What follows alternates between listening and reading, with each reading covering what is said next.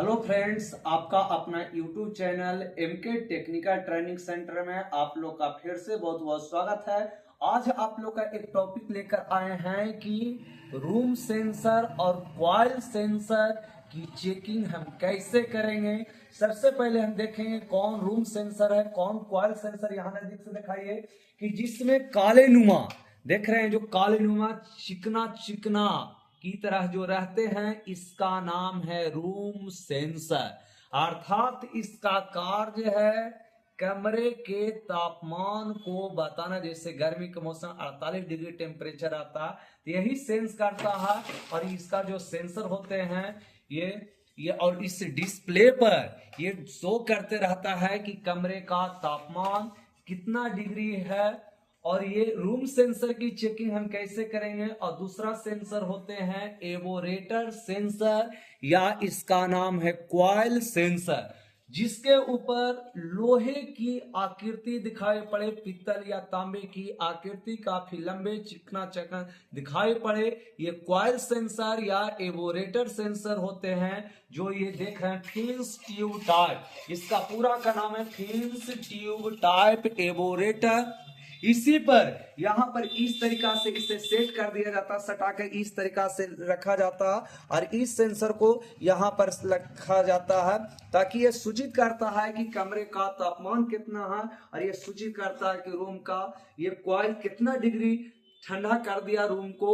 जैसे ये ठंडा यदि हम 24 डिग्री पर सेट करते हैं, जैसे 24 डिग्री कमरे का तापमान हो जाता है, ये पीसीबी को सूचना देता है और कंप्रेसर की सप्लाई को कट कर देता है, अर्थात हमारा एसी चलना बंद हो जाता। लेकिन इसका जो ब्लोअर फैन है चलते रहते हैं। इसी के बारे में आज पूरा समझेंगे कि देख सकते हैं यहाँ पे नजदीक से दिखाइए दोनों सेंसर कहाँ पे ज्वाइंट है। देख सकते हैं एक रूम सेंसर आपको नजदीक से दिखा रहे हैं, कॉइल सेंसर का पॉइंट है ये रूम सेंसर का। दोनों को जितने होते हैं जैक पर आधारित होते हैं, इस तरीका से इसको दाब के निकाल देना, लॉक पर आधारित होते हैं।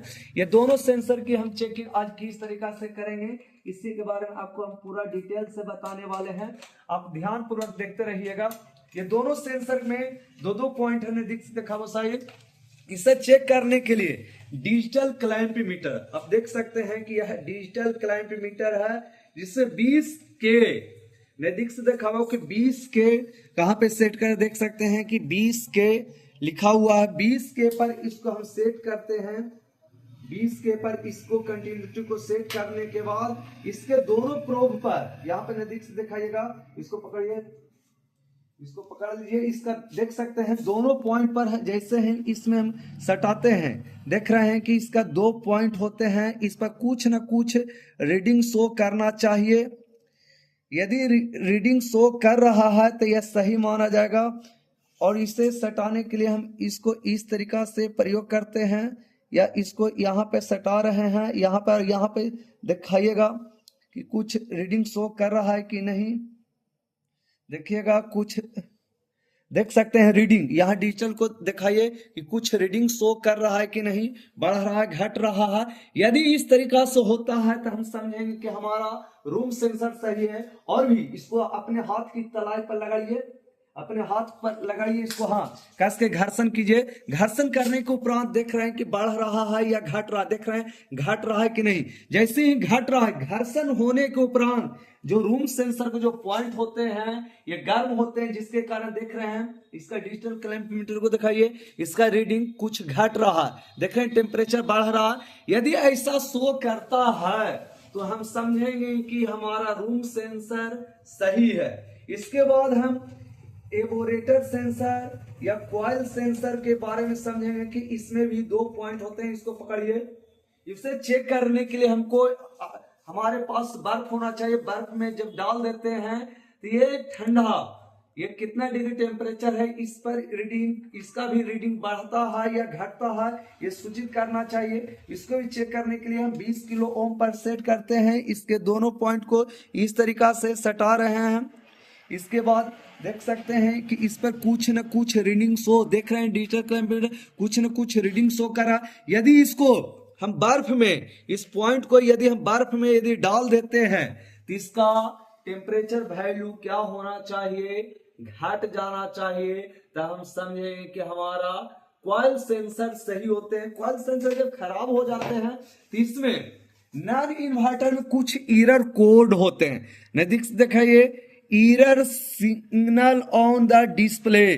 डिस्प्ले यही होते हैं, डिस्प्ले पर कुछ रीडिंग शो करता है, जैसे H6E5, तो अर्थात IDU फैन मोटर प्रोटेक्शन, अर्थात इसका जो फैन मोटर है, अर्थात जो ब्लोअर फैन है, ये खराब माना जाएगा। जब डिस्प्ले पर H6 एरर कोड दिखाई पड़ेगा तो हम सबसे पहले चेक करेंगे कि इसका ब्लोअर फैन सही है कि नहीं।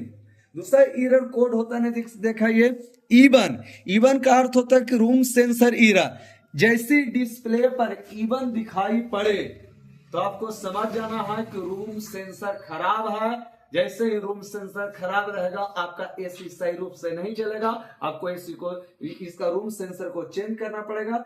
फिर दिखाइए E2 दिखाई पड़े तो आपको समझ जाना चाहिए कि एवोरेटर सेंसर खराब है, इसका एवोरेटर सेंसर को चेक करना पड़ेगा। और DFL दिखाई पड़े तो प्रोटेस्ट प्रोटेक्शन, अर्थात इस स्थिति में कोई भी सिस्टम हमारा सही रूप से कार्य नहीं करेगा। इसलिए यदि जिन बच्चों को यदि इलेक्ट्रिक का काम सीखना चाहते हैं तो एक बार MK टेक्निकल ट्रेनिंग सेंटर में आकर सभी प्रकार के इलेक्ट्रिक का काम, जैसे house wiring, fan winding, Tullu motor, starter, submersible motor, fridge, deep freezer, washing machine, RO, geyser, mixie, AC, सभी प्रकार के इलेक्ट्रिक का काम सिखाया जाता है। पहले 1 रुपया पैसे नहीं लगेगा। आप 4 से 5 दिन तक मेरे यहाँ आकर फ्री में डेमो क्लास करके सीख सकते हैं। यदि पसंद पड़ता है तो पैसे जमा कर सकते हैं। और हॉस्टल में भी रहने की पूर्ण व्यवस्था है, जिसमें आपको कमरे मिलेंगे, बिछावन मिलेंगे, बर्तन मिलेंगे। वाईफाई से लैस ये सिस्टम है हमारा, जो कैंपस है पूरे वाईफाई से भी है। आपको पढ़ने की यदि इच्छा है तो इसमें लाइब्रेरी भी हमारा चालू होने वाला है, जो 1 से 2 दिन के अंदर में मेरा लाइब्रेरी भी चालू हो जाएगा। इसलिए यदि जिनको यदि उत्सुकता है कि हम इलेक्ट्रिशियन काम सीखे, विदेश में जाकर बहुत सारे हम पैसे कमाएं, तो स्क्रीन पर जो नंबर दिया गया है इस नंबर पर फोन करके मेरे यहाँ आकर सभी प्रकार के इलेक्ट्रिक का काम जरूर सीखे। वीडियो देखने के लिए बहुत बहुत धन्यवाद।